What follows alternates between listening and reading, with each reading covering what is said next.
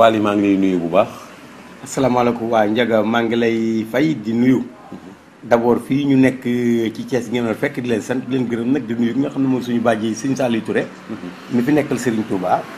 di gërëm Infos Rewmi mi nga xam ne wax dëgg yàlla ils sont là pour le peuple la nation.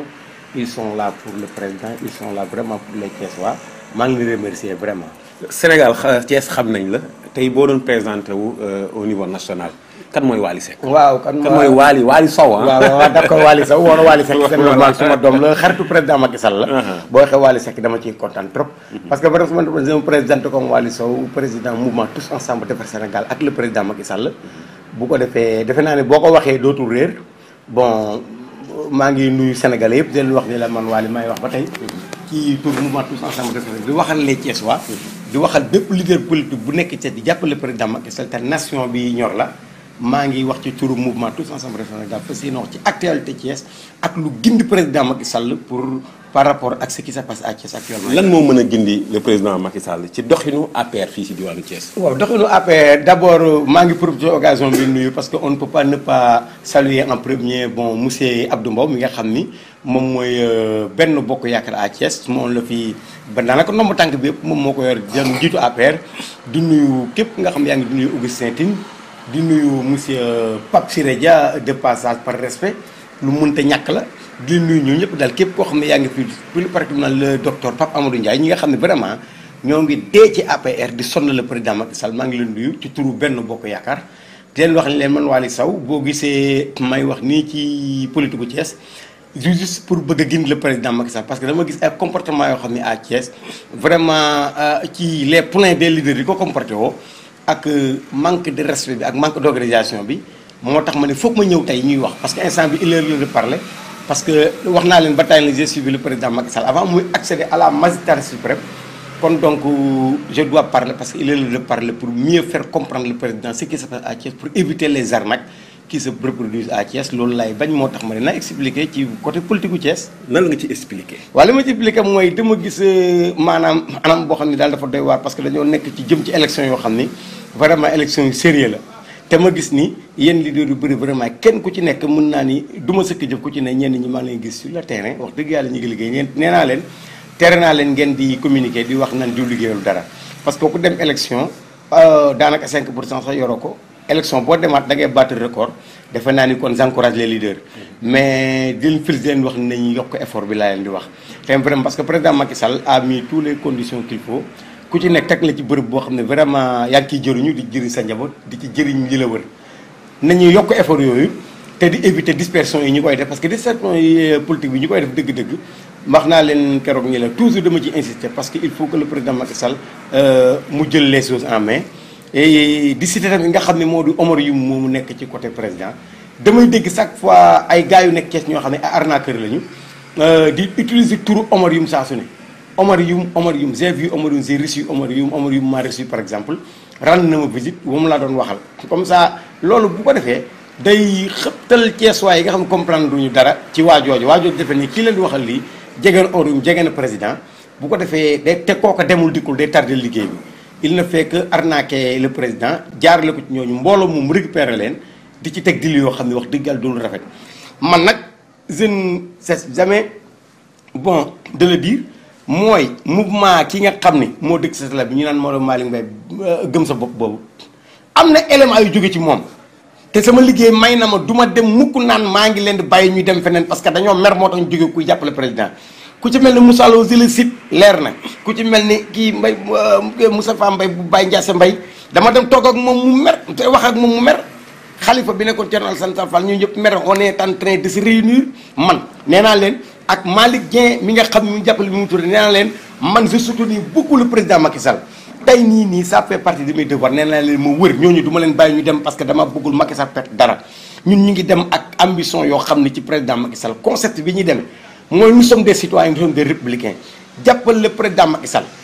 jàppale bi nag mooy dañuy xeex ñaari xeex la ñu am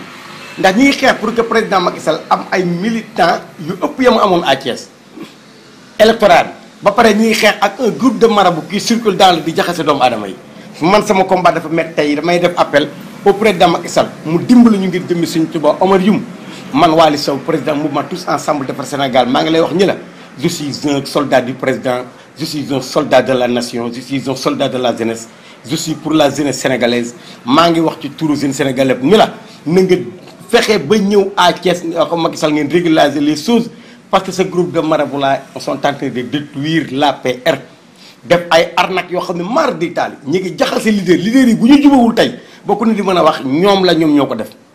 remercier nag ki nga xam ne wax dëgg yàlla mooy Abdou Mbow de plus remercier nga xam ne mooy docteur Pa Amadou Ndiaye parce que man je ne les entends jamais dans un bruit ce qui s'est passé hier à Thiès ñëw toog mais un Bougane Macky Sall c'est un gars très démocrate démocratie weesuwul nga ñëw di liggéey palais présidentiel ñu bundu xatal la génne la palais mais tu es parti ça fait aucun bruit dem wër ci dëkk bi jël réew mi dem toog Macky Sall n'a jamais attaqué personne kon donc defe naa ne Macky Sall bu dee démocratie la woote ñun ñu ciy dem kenn mësul dégg suñu bruit ñu dem ba un Bougane Gueye je ne sais pas ñëw fii Bougane Gueye mënoon naa dugg ba génn kon du ko yëg c'est parce que il n'aura jamais l'occasion d'arnaquer Siré Dia Siré wutal leen liggéey wutal leen lépp mais taxaw ci mbeddu Thiès et puis dañoo fay ay booy lee woon ni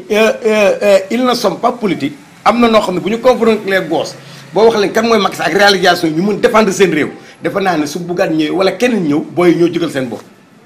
mais ñoom ils ont allé chercher les gosses fay leen réunir leen ñëw taxaw ñuy yuuxu yooyu ils ont rendu Bougane populaire à Thiès ñëw le marché génn ñëpp génn ba man ma dégg en personne ay femmes doon provoqué taxaw mer naan ñii de bu dee lii la ñun tax du ñu voté le président Macky Sall le pourquoi bu fekkoon te ni dëgg-dëgg ji léegi Pape Siré Dia dañuy bàyyi ba non kon Bougane du ñëw parce que defe naa ne un marché entouré d'éléments de Pape Siré Dia dëkk fa ñeneen nekk waroon nañoo dugg ci marché bi mokkal ci ay business ak i financement ak i teggin ak i communication des réalisations du président Macky Sall ba nga xamante ni tey ku ñëw fi dañ naa la ah ñun kat Macky Sall doy nañu nee nañu lii mi ngi xaar kii kat mi ngi diw fi ñëw waaye li tax Bougane dugg fa tey foofa yëngatu c'est parce que y a personne qui est là man am naag ñëpp jàmm mais politique dafa am lu mu laaj politique dafa am lu mu laaj te li mu laaj dafa luñ ma ko man c'est pas li ma leen dafa leer barki Sëñ Tuubaa wax naa ko ba tey je ne serai jamais derrière quiconque parmi ñoom parce que sont mes poulains en politique parce que un Waly Sow qui a été formé par le Parti socialiste nekk à côté de son père Issa Kanté un Waly Sow qui a fréquenté Idriss Seck un Waly Sow qui a fréquenté maître Abdoulaye Wade mais defe naa ni kooku bu ngeen ñëwee c'est descendance bu bees bii waru ñëw mën a ñëw taxaw di occuper les places premières kooku du ma ko accepter je deviens un souris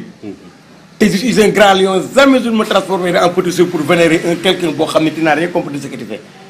loolu laa gëm dama bëgg na le président Macky Sall mu xool ñi mu war a jàppale ak dooleel leen te gars yi leader yi fi dugg nañu bañ ñu leen tënk di leen contourner nañu invité yii am na leader fi dem par exemple man gis naa un Maodo Malick Mbaye dafa ñëw fii marché Grand Thiès dafa ñëw fii Cité Lamy dajale ay avec yu bëri la dajale barki Seexul Xadim jël avec yi dajale leen ñëw arrêté bu ne 100 000 francs mais moom mu leen ñëw rii koo ne dama lay jox 100 000 wala kii mu ñëw réunir leen def benn ngand mobilisation caméra yi ñëw jël ko presse bi ñëw taxaw bind wax le président le voit le président l'entend croire que ni la gars est en travail il est allé emprunter de l'électorat ñëw samp ko le président Macky Sall man je ne suis pas des boo gisee may wax damaa ragal gàcce te tey président Macky Sall bu doon am defet tey man damay faatu parce que sama entourage moo doy waar d'une manière ba nga xam ni man j'ai la rage de l'honneur vaincre laa xam. li ma déggee say wax mooy kuy nax président Macky Sall doo ko nangu. dafa am ñoo xam ne fii dañuy àbb ay nit pour nax président Macky Sall pour yokk seeni tur. waaw léegi nag ça demande des vérifications ak une surveillance boo xam ne dafa proche man de barke Sëñ Tuubaa taxaw naa mënuma accéder à la présidence. mais tey maa ngi dee di jàppale président Macky Sall ma man maa ngi dee di wax ne la bil léegi ku ma ci gis nga def ci naka sulul noonu dinaa ci informé mi yéen am disponible weesuwul barki Seexul Xadim Njaga joxuma transport fayuma dara yéen ngeen xool xam ni Waly mii ak Thiès Info def nañu ko démb amul si du Thiès bu ma ko limee du jeex amul ko ci deful ñëw taxawal dama ko dékki mbiro ko parce que xam nañu Waly c'est un homme véridique je parle que des réalités nga jóge ba Dakar ñu fekk mu fii pas joxuma la jërëm dara jee Seexul Xadim Sëñ Tuubaa moo tax may wax kon nga xam man jàpp naa ni Njaga yéen vous êtes là pour la nation vous êtes là pour le peuple parce que gëw ma ni tey su ma doon wax ñakasul lu ñaaw du ñagas yoo xam ne injure la wala ay insulte doo ko génne waaw kon vraiment loolu nag moo tax man ma sant leen di leen wax ni président Macky Sall parce que nit koo bëgg ba pare mu doon sa président ñaar Macky ma bëgg ko parce que c'est mon président Macky ma bëgg ko parce que c'est un gars très sage c'est un gars très discret Macky dafa yor jikkoy Mame Saïra Fall parce que Macky du wax jëf rek la xam ces vautours nag la politique qui sont là ces charognards de la monnaie sénégalaise ces troubadours là qui sont en train de détruire le pays non ils n'ont qu'à se préparer parce que après le deuxième mandat du président Macky Sall ils subiront le même sort parce que ils sont en train de faire bouger le pays d'une manière très inacceptable man loolu laan di wax léegi nag président Macky Sall daal maa ngi incité dimbali ma man de li ma gën a bëgg daal mooy que ta famille se réunisse que ta famille se réunisse jéem a xool ñëw nga ni Pape Siré Dia kaay Augustin Tine kaay Abdou Mbow kaay toog naa woo naa leen man de mën naa sax bañ a ñëw mais man moom pour benn affaire président rek laa bëgg gis waaye man naa dégg ñu génn ñoom ba dégg wax ma dégg leen ñoom ñi nga xam ne ñoo ëmb benn bokk yaakaar ni Waly wala diw presse bi kat Babacar Ndaw Sud FM génn info bi génn ñëpp génn taxaw ni le président Macky Sall a dit que ni diw c'est le coordinateur il faut le suivre ma ne jàmbat jëf ndigal jëp na te ndigal jëfe Macky Sall laa gëm Macky Sall laay jàppale ragal féete day xaja wërsëg ci Macky Sall laa féete Macky forever laa wax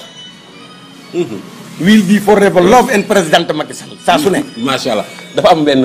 sa turandoo dafa mës a way wu am solo ma dégg nga wax ko ci ay site internet nga ni moom sax way na way wu am solo mooy nañu xaw ma riigu waaw am nga riigu olof yi waa Dakar xam nga waa Dakar léegi xale Dakar da nga leen naan juróom-ñaari junni sax ñun la luy loolu kon dégguñu olof riigu wala gone ak géwél la riigu mooy toog dégguñu ñaan la gone ak riigul nii riigu mooy toog riigu mooy toog toogaat mais 1 plus 1 égale 2 kon riigu plus riigu égale riigu wala njëkk comme loolu ma lay wax noonu Wally Seck woy ma dafa am solo dégg nga man la sirène ni ñu daan yuuxoo ci ñetti mandat bu déw sirène Abdou Diouf nga jégi weew sirène bi romb tam Abdoulaye nga dégg weew